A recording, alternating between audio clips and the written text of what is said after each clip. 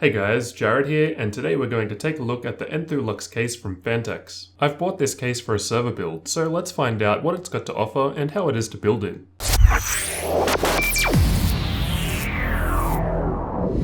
The Enthoo Luxe is a full tower case, which is 560mm in height, 550mm in depth, and 235mm in width, so it's not exactly small. It's quite heavy too. Without anything installed, it weighs in at 14 kilos, or 30.8 pounds. The case comes with a useful little plastic box containing all of the screws for the case, which I found really helpful. There's also some zip ties and spare Velcro cable ties. Let's start with the outside of the case and work our way in. The front is sandblasted aluminium with a matte black finish, with some air intakes for the two included PH F140 140mm fans behind it, and there's also a dust filter inside. The front I/O can be found by sliding up the top panel. From left to right there are two USB 3.0 Type A ports, two USB 2.0 Type A ports, 3.5mm microphone and headphone jacks, power reset button, and a lighting button to change between the 10 available colors. If you have additional Fantex lighting strips, the colors of these will also be changed. The lighting should be compatible with MSI's Mystic Light Sync and ASUS's Aura Sync. While pressing the lighting button once changes the color, holding it for 2 seconds will change the effect between being statically lit up, breathing, and color cycle effects. The lighting can be turned off by holding the button in for a while, should you want to do that for some reason. I mean, come on, it looks pretty nice with the lights. Underneath the I/O there's room for 3 5.25-inch optical drives if you're still into those. Simply remove the front panels to get to them. On the right side there's nothing of interest, just a plain panel which is removed with 2 thumb screws toward the back. On the back there are 8 expansion slots, and exhaust for the included 140mm fan. On the bottom are some large feet, which keep the case elevated quite a lot. It will easily be able to pull air in even on carpet. The feet have rubber bases, so the case should also not slide around, although this is pretty unlikely anyway given its weight. There are also 2 dust filters down here, one that slides out the front and the other which slides out the back. On top towards the front is the power button to turn the system on, and it lights up to match the color selected with the rest of the case. There's another dust filter which can be removed simply by pressing it down until it clicks and then pulling it out. There's also one included 140mm fan, with either room to add a second, or instead replace it with up to 3 120mm fans. Now let's talk about the main feature here, the tempered glass panel on the left. The panel opens up by unscrewing the 2 thumb screws towards the front, and I really like that the screws have padding between the head of the screw and the glass, so that they won't scratch the glass. Although to unscrew them you'll probably get some finger marks on the glass, so keep a cloth handy to clean them. There's also a foam-like padding between the case and where the glass rests to prevent damage to the glass. The glass panel swings out on hinges, and it can be fully removed by lifting it up off of the hinges. Over time I found the glass got a little dusty, nothing that a regular quick wipe can't fix. The frame inside the case is made out of steel, and there's enough space to accommodate mini ITX, micro ATX, ATX, eATX, and SSI-EEB sized motherboards. You'll just need to unscrew the standoffs and move them around as required. By default they're pre-installed for ATX.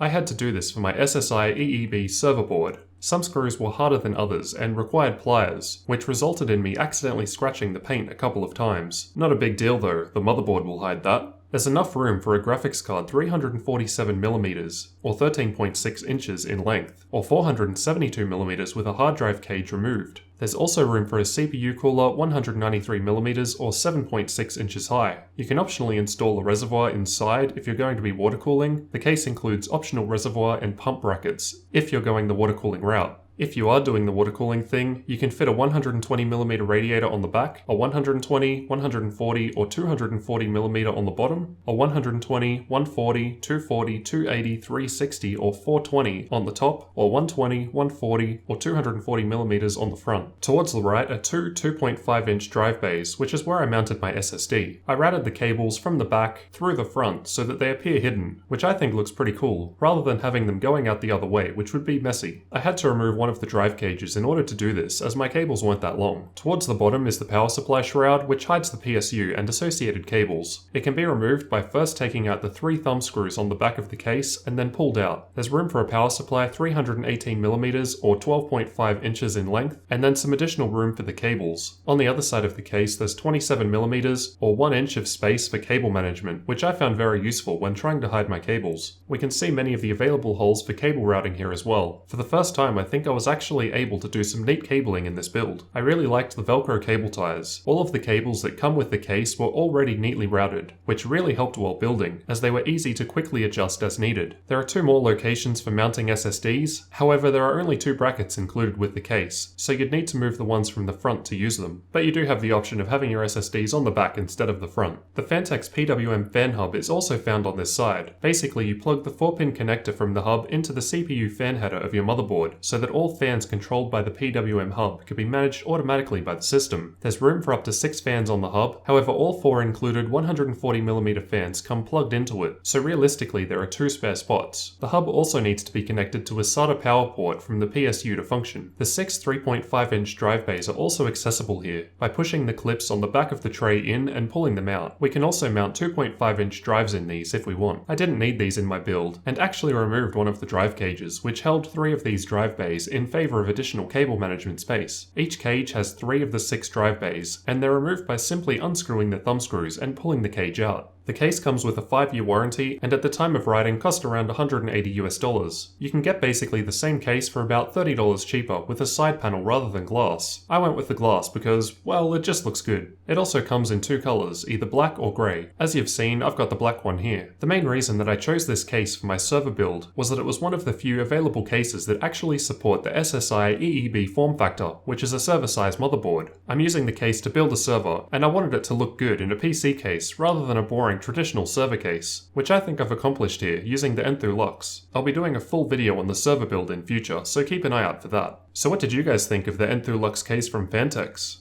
While I think it's a bit on the higher price side of things for a case, you're definitely getting lots of premium features here that you'd expect at this price point. There's so much you can customize. Overall, I found the case great to build in. There was heaps of room for me to comfortably get everything done, even with a larger server board. And I really love the thumbscrew all the things way of thinking. I especially think the gloss side panel looks awesome, and really lets you show off your build. Be sure to let me know your thoughts down in the comments, and leave a like on the video if you found it useful. Thanks for watching, and don't forget to subscribe for future tech videos like this one.